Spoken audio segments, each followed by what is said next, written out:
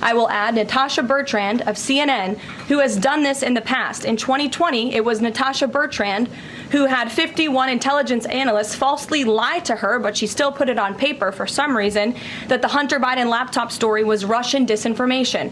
We all know that's not true, right? We can all agree on that now. That was a lie from the intelligence community. Also in 2020, this same reporter, Natasha Bertrand, wrote that a top intel agency ruled out the man-made lab leak theory of the coronavirus origins. Again, the president was right about that. This reporter wrote a lie from the intelligence community to seek a narrative she wanted to prove, and guess what? We now know that's the truth. Also, in 2024, Bertrand pushed the suckers and losers hoax. She also pushed the fine people hoax, which was taking the president's words purposely out of context. And then last October, and I believe this is notable, Natasha Bertrand published an article in Politico from the intelligence agency. She said that John Ratcliffe was speaking without any evidence when he said Iran was attempting to undermine President Trump's presidential campaign. And then we, of course, found out that was absolutely true. In fact, the Biden administration declassed an intel report which said they had high confidence that Iran had done exactly what Ratcliffe alleged. They did run an influence campaign to hurt President Trump's candidacy. In fact, we know the Iranians tried to take President Trump's life. And so this is a reporter who has been unfortunately used by people who dislike Donald Trump in this government to push fake and false narratives. She should be ashamed of herself. And that's not what reporting is. Journalism is trying to find the facts and the truth. And this week, we saw this same reporter being used to push a fake narrative to try to undermine the President of the United States, and more importantly, the brave fighter pilots who conducted one of the most successful operations in United States history. And I think the American people fully know that this operation was a complete and total success. Carolyn Leavitt doesn't really care for the truth, and that should come as no surprise to us because, of course, it is her job to lie on behalf of Donald Trump. A job she does quite poorly, usually resulting in her being flustered, attacking the press, or being humiliated to her face. And it is that humiliation which she just suffered live on air because she is so bad at her job. And it is so easy to pick apart her lies, which is something Congressman Robert Garcia will be doing even more now, as he was just elected as the top Democrat on the Oversight Committee. But before we get into Carolyn's collapse, of course, we need to start with someone who is calling out the attack on the press we see from the White House. And that's Jessica Tarlov right here. So I don't know. That's just my view on it. I also don't know how many reporters there would be who got the opportunity to report that early intelligence brief on what had happened and wouldn't have put it out there. And then after it came from CNN, it was confirmed by other outlets. Listen, Donald Trump hates the press.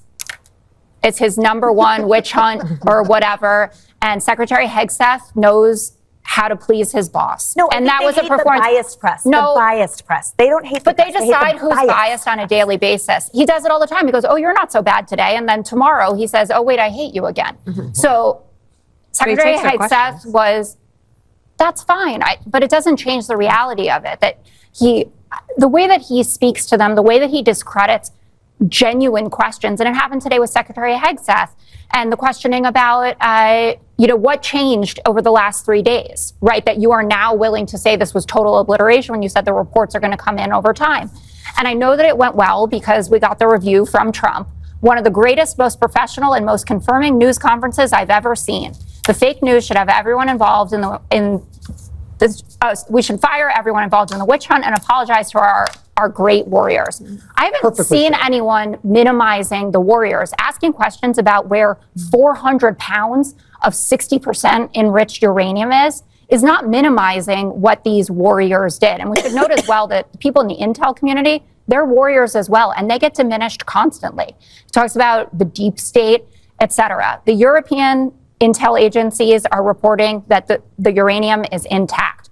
Senator Chris Murphy, a Democrat. Wait, Jessica, the Europeans, we were telling them Russia was going to invade Ukraine for a year, and they were like, no, I don't see it. Listen. I think American and Israeli intelligence is much crisper. Well, the senators were briefed today. Tom Cotton comes out, and he said it was not part of the mission to destroy the uranium. well, why wouldn't it be? If you thought that all the uranium was in Fordo, why wouldn't you have wanted to totally obliterate? To get the weapon. Okay, so is no one concerned that there's 900 pounds of uranium, maybe in a truck, driving around the mountains there? Well, Pete Hegseth says he hasn't seen any intelligence that they took it out in trucks. Correct. And the guest today on Martha said those trucks that they saw parked next to the mountain are not capable of bringing uranium out of there. Well, Senator Chris Murphy, who was also in attendance, said that saw no evidence of this, has pushed back the nuclear project any more than a few months. So time will tell. But I thought it was a very poor show. Maybe it's not that everyone in the media is biased against Donald Trump, but instead, maybe it's Donald Trump being biased against truth. Did we ever think of that, folks in the administration? Oh, no, we didn't. Well, that is no surprise. But it's why we have to work so much harder to call them out, which is what we saw Jen Psaki do, and a new habit she has of carrying out Carolyn Leavitt's responsibilities for her, but actually doing the job correctly and answering questions.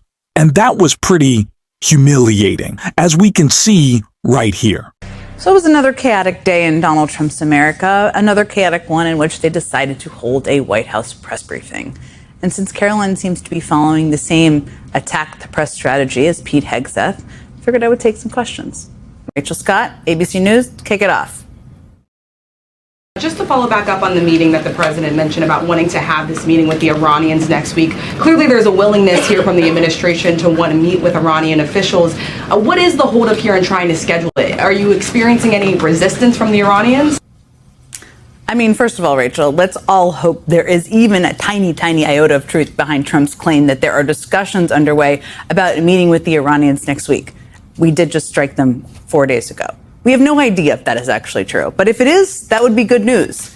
Because even if the military strikes last week had destroyed the program, which it seems pretty clear they did not, you can't bomb away knowledge or intention. That's what we were just talking about.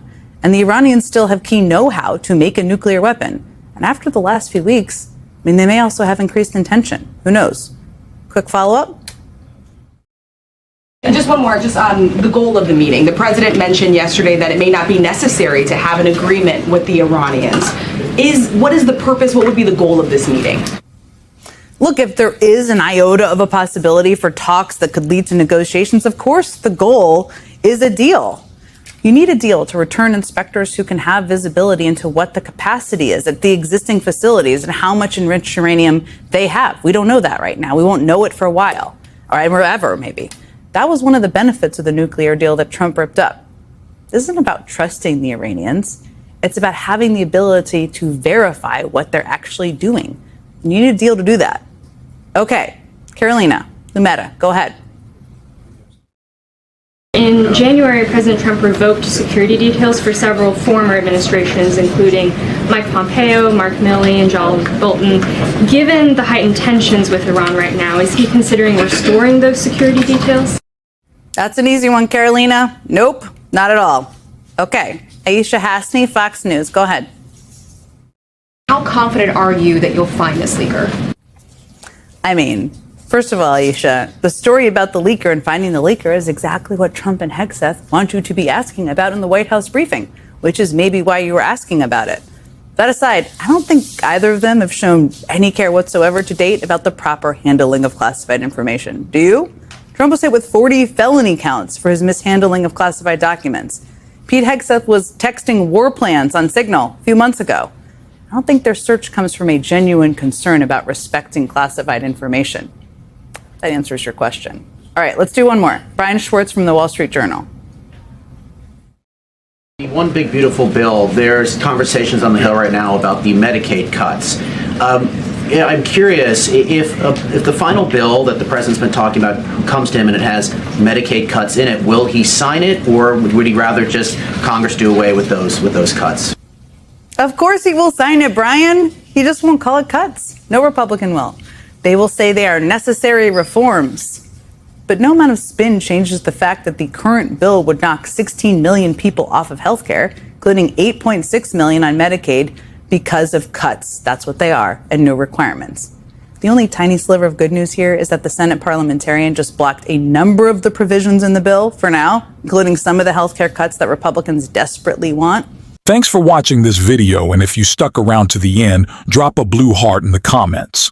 And until next time, I'll see you soon.